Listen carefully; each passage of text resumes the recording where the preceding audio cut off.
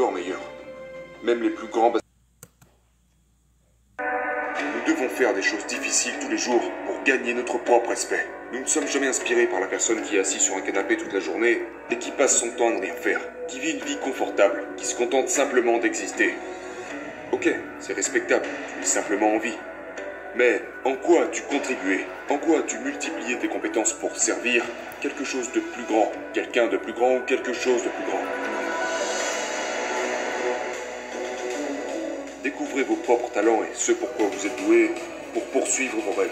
Et dans cette poursuite, ayez le maximum d'impact sur les gens autour de vous. C'est ça la grandeur.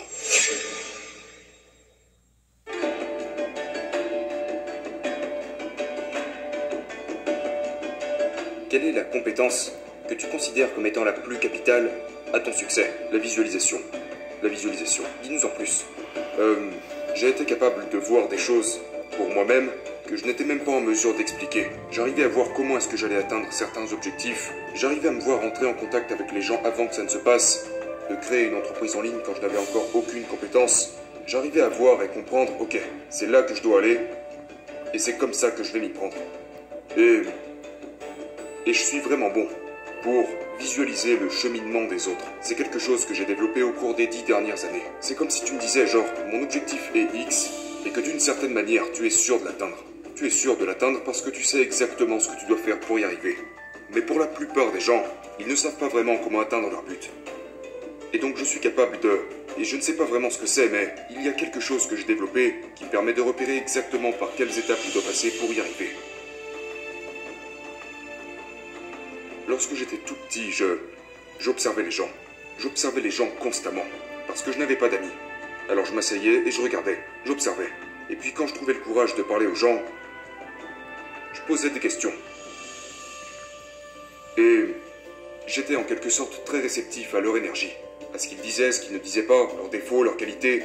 Et je pense que c'est la reconnaissance des modèles au fil du temps qui fait que je peux voir ce genre de choses.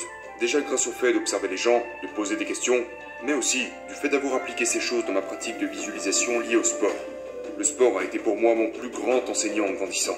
Parce que, tous les jours, je me retrouvais dans l'arène. Je me retrouvais à pratiquer quelque chose que je voulais accomplir, à améliorer un ensemble de compétences. Que ce soit par exemple dans le basketball, une certaine compétence que je voulais maîtriser ou un exercice de tir, de rebond, il y avait toujours une compétence sur laquelle je voulais progresser. Dans le sport, tu n'as jamais vraiment maîtrisé quoi que ce soit. Tu peux être bon dans quelque chose, mais il y a toujours une façon d'être encore meilleur. Même les plus grands basketteurs, tu sais, il manque toujours une partie de leur tir. Genre, il y a toujours quelque chose quelque part à améliorer. Donc pour moi, il s'agit vraiment de visualiser mes propres buts, visualiser mes rêves, et puis prendre des mesures quotidiennes pour améliorer les compétences à améliorer et faire de ces rêves une réalité. Ce qui manque aux gens, c'est la capacité à croire en eux-mêmes. Et au fait qu'ils vont vraiment atteindre leurs rêves. Parce que naturellement, nous voulons ce que nous n'avons jamais eu. Et donc, comme nous ne l'avons jamais eu, il est difficile de croire en l'atteinte de quelque chose que nous n'avons jamais atteint auparavant. Pour la plupart des gens.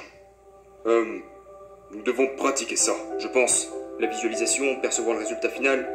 Percevoir le résultat final, cette pratique, mais aussi la pratique de juste. J'ai vu à quoi l'objectif ressemble, et maintenant je vais l'atteindre.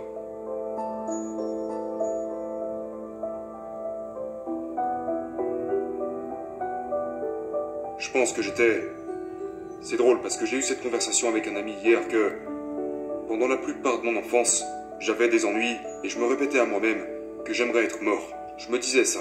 Mais à chaque fois que je me disais ça, il y avait comme quelque chose en moi qui m'appelait, qui me tirait vers l'avant. C'est vraiment difficile à expliquer. C'était un peu comme, ni au niveau du ventre, ni au niveau du haut de la poitrine, mais quelque chose entre les deux qui en quelque sorte me tirait vers l'avant. Du genre, non, tais-toi. Comme s'il devait y avoir une raison, comme s'il y avait quelque chose que j'étais censé faire, et je n'ai jamais compris ce que c'était.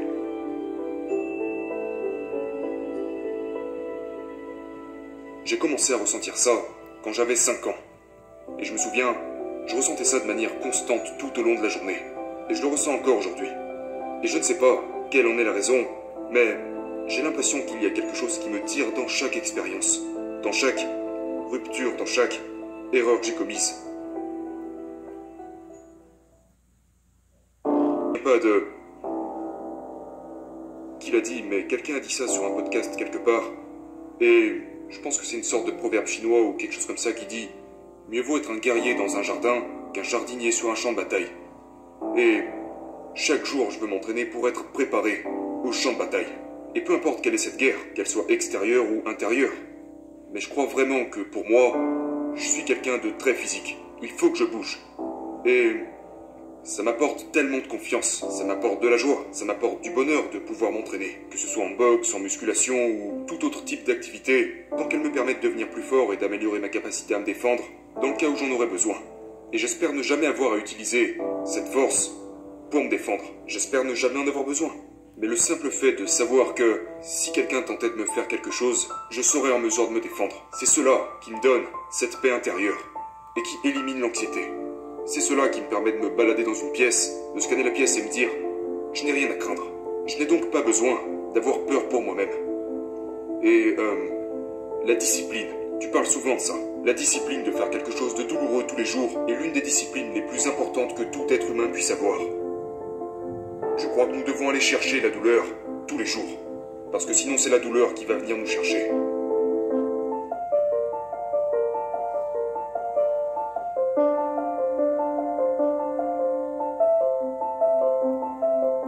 Maintenant, je ne dis pas que nous devons souffrir 80% du temps, mais peut-être 1 heure, peut-être 30 minutes. Prenez ce temps et faites quelque chose qui vous donne envie de vomir, qui vous donne envie d'arrêter, qui vous donne envie de vous détendre.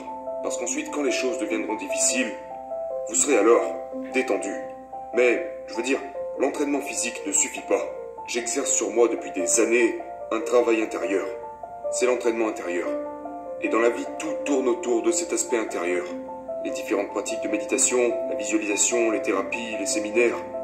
Genre, peu importe ce que c'est, que ce soit écouter des podcasts comme les tiens, lire des livres, peu importe ce que c'est, j'essaye constamment d'améliorer mon esprit et de guérir mon âme. Et je pense que, en fusionnant la douleur quotidienne de l'entraînement physique et la bonification constante de l'esprit, c'est comme si ces deux choses formaient pour nous une armure qui nous protège contre absolument tout ce qui peut nous arriver dans la vie. Une armure qui nous permet juste de ne pas nous rattacher aux problèmes de la vie, de pardonner et d'aller de l'avant. Et plus je le fais, mieux je me sens. Et c'est lorsque j'arrête de le faire que ce sentiment revient comme si quelque chose n'allait pas dans ma vie.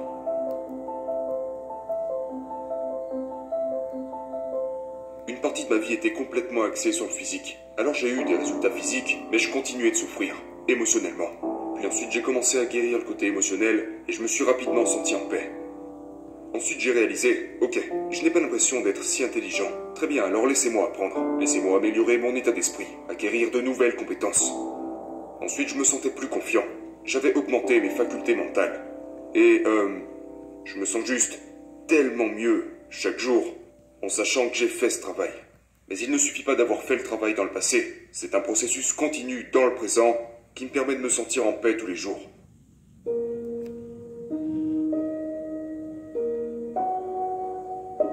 Depuis 20 ans, je veux apprendre l'espagnol.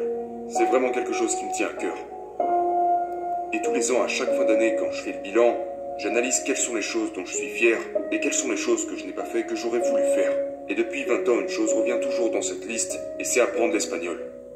Et je me disais toujours que je peux passer par des traducteurs, que je peux utiliser des applications, qu'il me suffit de prendre une photo et traduire automatiquement ce que j'ai envie d'apprendre et tout ça, mais j'en revenais toujours au fait que, oui, ça peut suffire, mais je ne serais pas fier de moi. Sachant que je ne construis pas de nouvelles compétences pour moi-même. Genre, si j'emprunte le chemin de la facilité, je ne parle pas du fait que ce soit bien ou mauvais, mais je sais ça. Et ce sentiment me poussait toujours à apprendre cette chose. C'est pourquoi l'année dernière, je me suis dit, tu sais quoi, tu vas te trouver un coach, que tu payeras à l'avance, et tu vas prendre des cours chaque semaine pendant les 12 mois à venir. Donc aujourd'hui, cela fait juste partie de mes activités quotidiennes.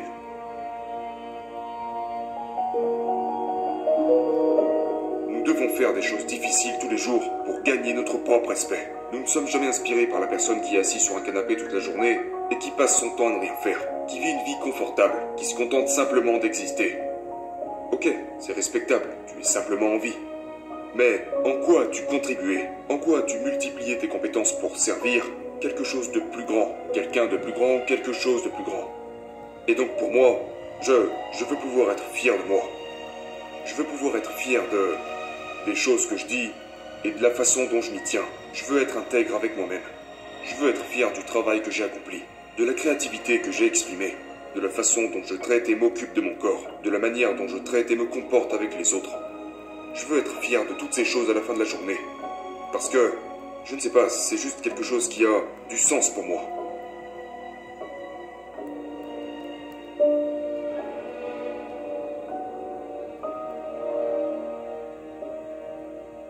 Découvrez vos propres talents et ce pourquoi vous êtes doué pour poursuivre vos rêves. Et dans cette poursuite, ayez le maximum d'impact sur les gens autour de vous. C'est ça la grandeur.